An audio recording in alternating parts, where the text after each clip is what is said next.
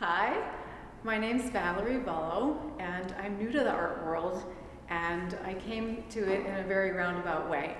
I thought I'd spend some time today talking to you about my art journey, and then what inspires me, and then talking about this specific painting here. I was always passionate about art from a very young age, even from kindergarten when I loved to finger paint. And then in elementary school, art was always my favorite subject in school. We had a half an hour of it once a week, and it was always what I looked forward to the most. When I got into middle school, there was no art class, and when I was in high school, I took the one and only art class that was available. In college, I was a biochemistry major, so my curriculum focused mainly on math and science, and there really wasn't any time for art, and very few electives. And those that I did have, I saved to do a semester abroad my junior year. And then I went off to medical school, and I spent 8 years combined in medical school and residency, where I was working about 120 hours a week, so there really wasn't very much free time.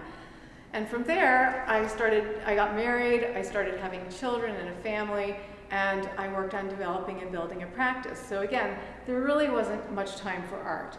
But around 20 years ago, I started experiencing a very unfortunate series of painful and debilitating medical conditions that sort of sidelined me from usual activity.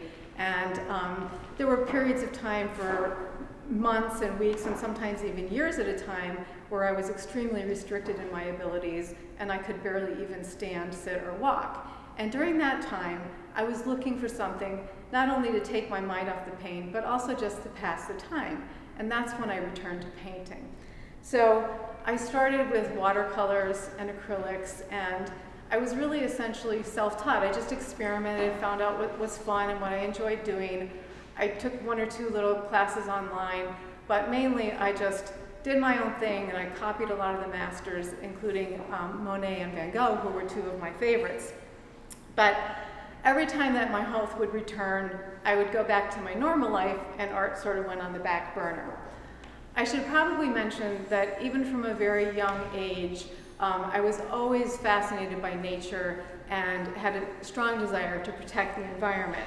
So during that time when I started painting again, I also joined several conservation organizations that I'm still active in today. But fast forward to 2020, when I had yet another very painful and debilitating injury, and this time it was a career-ending one. And after 30 years as a physician, I had to leave the practice that I really loved. And I was basically forced into a very sudden and unexpected and very unwanted medical retirement. So I lost my health, my job, my professional identity, and a lot of the things that gave me joy in life. So I was really at a crossroads of what to do with my life, and that's when I returned to painting, and this time in earnest and with formal training and for good. So this was not just a diversion, but it was really a way of navigating my way through profound physical and personal changes. And I was extremely fortunate because what at once seemed like a tragic ending actually turned into a beautiful new beginning and a second chapter for me. And I found my way forward through art and through nature. So I paint because painting is how I healed myself and how I found my way back to myself. And I paint because I know how devastating it is to lose one's sense of purpose and how difficult it is to rebuild that. And I want others, especially those who are maybe fighting their own quiet battles, to feel a little less alone in their own transformation. So when I paint, I transform pain into strength and beauty. And my art is an embodiment of what's possible after loss. So my work celebrates the harmony between art and nature with the intention of healing, uplifting, and inspiring everyone who views it. And you may wonder, well, what inspires me? And you probably guessed from some of my prior comments that I'm constantly inspired by the wonder and beauty of nature and the quiet strength it embodies and its ability to endure, adapt, and thrive even after hardship. Through my art, I hope to awaken in others a deeper reverence for nature and for the environment that sustains us. Because after all, nature isn't just a backdrop, it's an essential partner in our own human health and survival. So now, turning to this piece, which is titled Watchful Eyes, it was inspired by the fact that really I think that humans don't give animals nearly enough credit.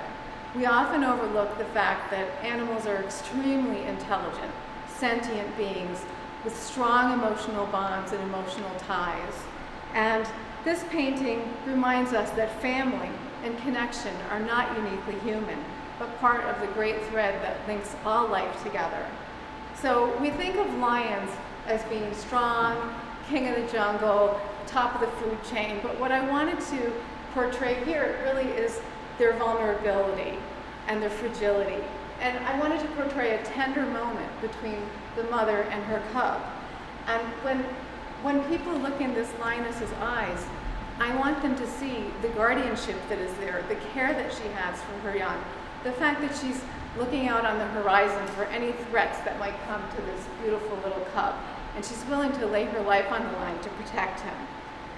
So I invite the viewer to feel the profound bond between the mother and the child and reflect on the universal care and connection and trust that exists.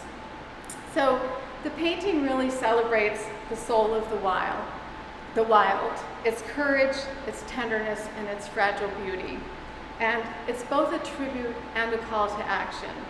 The painting, I want people not just to see portraying two animals, but really a mother and a child, which are kindred spirits to us and deserving of our love, our compassion, and our protection. And I want to thank Hallwalls for the opportunity to show my art here and also for the opportunity to tell my story.